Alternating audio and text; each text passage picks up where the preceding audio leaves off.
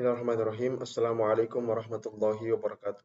Perkenalkan, nama saya Ahmad Faiz Al-Farizi, NIM 12330400064. Dalam hal ini akan memenuhi ujian akhir semester mata kuliah Pengantar Hukum Indonesia, dosen pengampu Bapak Mufti Al-Basyari SH MH.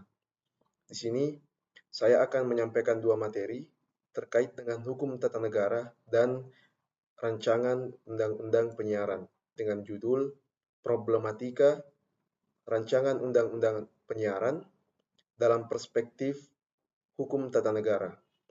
Namun sebelum itu, saya akan menyampaikan terlebih dahulu terkait dengan hukum tata negara yang telah kita pelajari. Baik, yang pertama pengertian hukum tata negara. Van Apeldoorn mendefinisikan hukum tata negara adalah hukum negara dipakai dalam arti luas dan arti sempit. Hukum negara dalam arti luas yaitu meliputi hukum administrasi, sedangkan hukum negara dalam arti sempit menunjukkan orang-orang yang memegang kekuasaan pemerintah dan batas-batas kekuasaannya. Dengan kata lain, pengertian hukum tata negara adalah ilmu yang membahas tatanan struktur kenegaraan, mekanisme hubungan antar struktur-struktur organisasi atau kenegaraan, dan mekanisme hubungan antara struktur negara dengan warga negara. Secara sederhana, hukum tata negara adalah ilmu yang mengkaji aspek hukum yang membentuk dan yang dibentuk oleh organisasi negara. Yang kedua, sumber hukum tata negara. Yang pertama, material. Sumber hukum tata negara material adalah sumber yang menentukan isi kaidah hukum tata negara yang terdiri atas dasar dan pandangan hidup dalam bernegara. Profesor Dr. Jimli As-Siddiqi mengungkapkan di dalam bukunya Pengantar Ilmu Hukum Tata Negara, sumber hukum tata negara material adalah Pancasila. Selanjutnya, sumber hukum tata negara formil.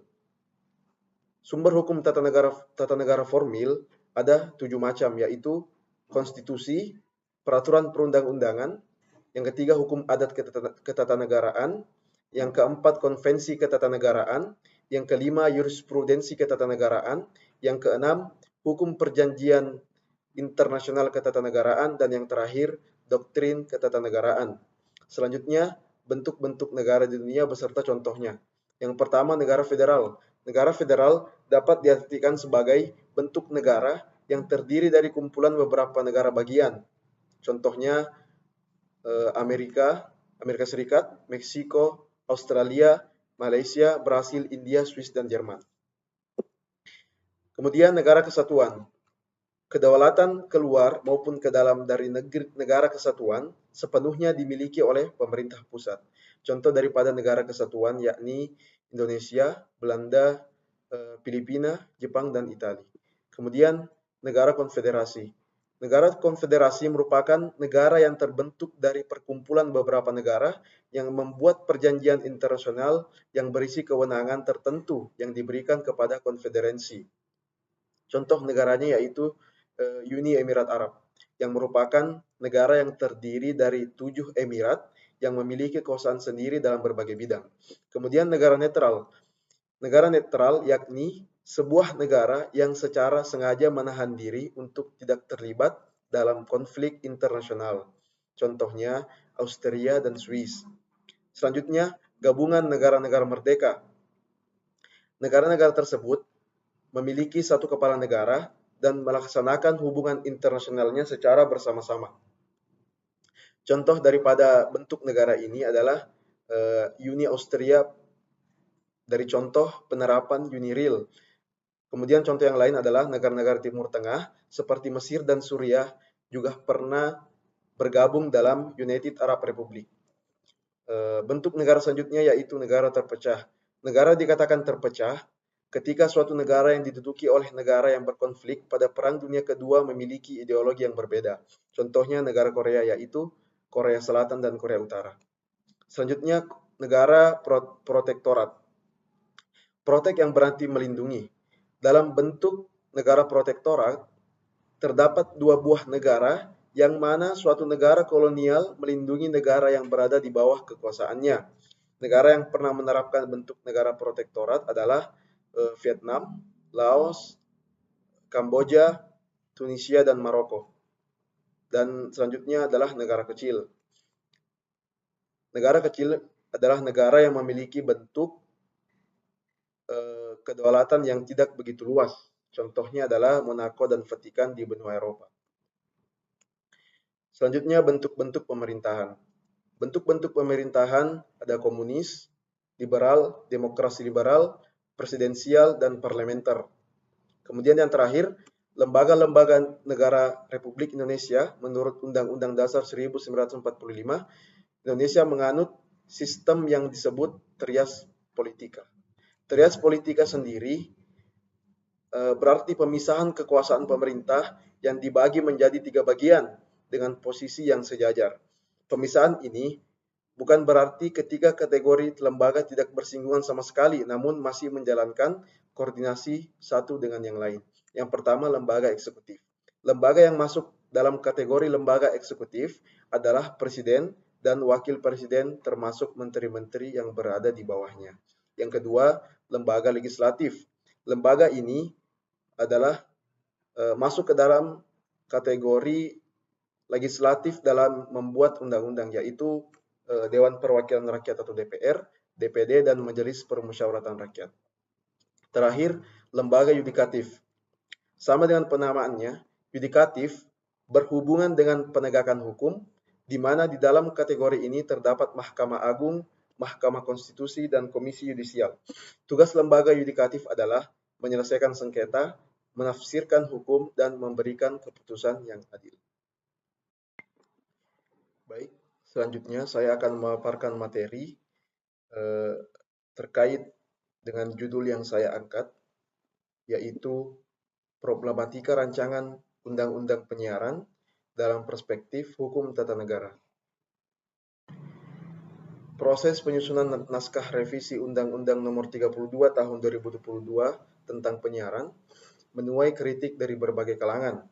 Bentuk kritik tersebut dilakukan melalui berbagai bentuk seperti diskusi-diskusi internal oleh kalangan jurnalis dan mahasiswa, diskusi-diskusi eksternal dalam bentuk FGD, Focus Group Discussion, bersama jurnalis, peneliti, pegiat digital, dan lain-lain, hingga aksi demonstrasi untuk menolak RUU Penyiaran di depan Gedung Dewan Perwakilan Rakyat pada Senin 27 Mei 2024. Mengenai RUU Penyiaran, saya mengapresiasi Badan Legislasi DPR yang menunda pembahasan karena memperhatikan nilai-nilai pers sebagai pilar keempat demokrasi.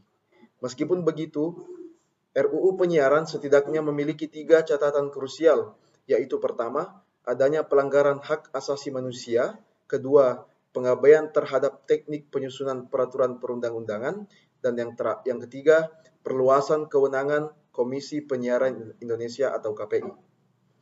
Saya akan membahas yang pertama terlebih dahulu, yaitu pelanggaran hak asasi manusia.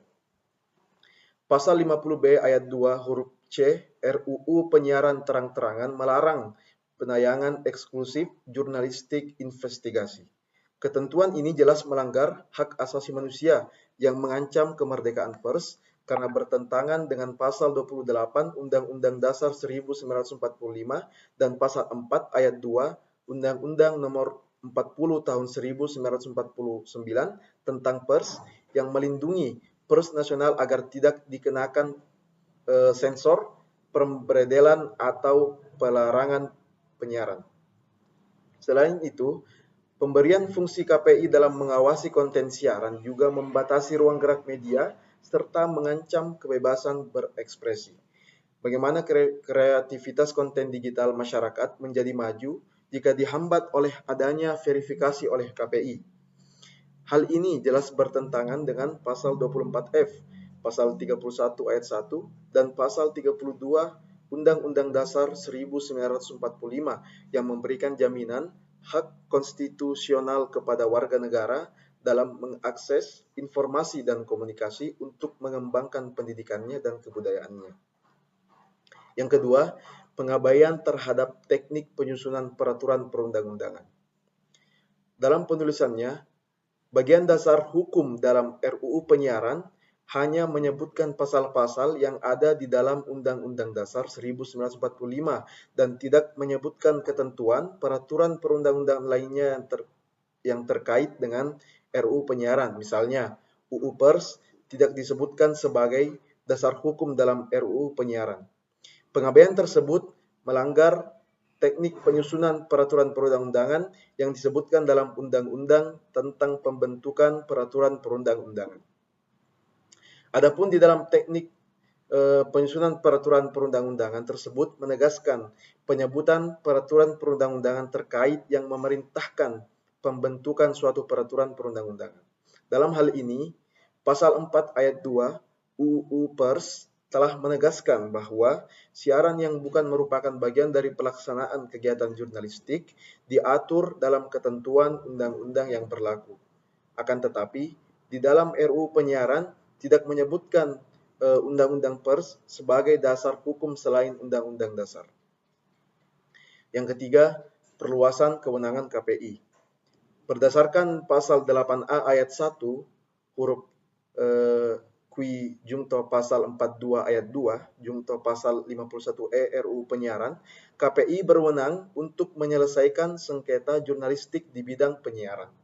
Padahal menurut pasal 15 ayat 2 huruf D Undang-Undang Pers, penyelesaian sengketa jurnalistik ditangani oleh Dewan Pers. Jika ketentuan RUU Penyiaran ini berlaku dan UU Pers masih dipertahankan, maka terjadi tumpang tindih kewenangan dalam penyelesaian sengketa jurnalistik di bidang penyiaran. Lebih buruknya, jika ketentuan RUU Penyiaran ini berlaku dan Undang-Undang Pers akan menyusul direvisi, maka eksistensi Dewan Pers sedang dikebiri secara struktural. Selain itu, perluasan kewenangan KPI dikhawatirkan akan merusak independensi jurnalistik. Secara kelembagaan, anggota KPI dipilih oleh lembaga politik. Dalam hal ini adalah DPR untuk anggota KPI pusat dan dipilih oleh DPRD provinsi untuk anggota KPI daerah. Sementara itu, Dewan Pers merupakan lembaga independen karena memiliki komposisi anggota yang seimbang antara organisasi jurnalis, perusahaan, media, dan masyarakat. Berdasarkan 3 catatan krusial di atas, maka pembentuk undang-undang perlu memperhatikan substansi prinsipil yang menjadi perhatian di atas. DPR dan pemerintah seyogyanya melibatkan organisasi jurnalis, para pekerja seni, dan elemen masyarakat sipil lainnya dalam penyusunan RUU Penyiaran agar menghasilkan undang-undang yang meaningful participation sebagaimana salah satu asas pembentukan peraturan perundang-undangan. Sekian yang bisa saya jelaskan pada paparan video kali ini. Terima kasih atas segala perhatiannya. Minallahi musta'an wa alaihi tikran. Wassalamualaikum warahmatullahi wabarakatuh.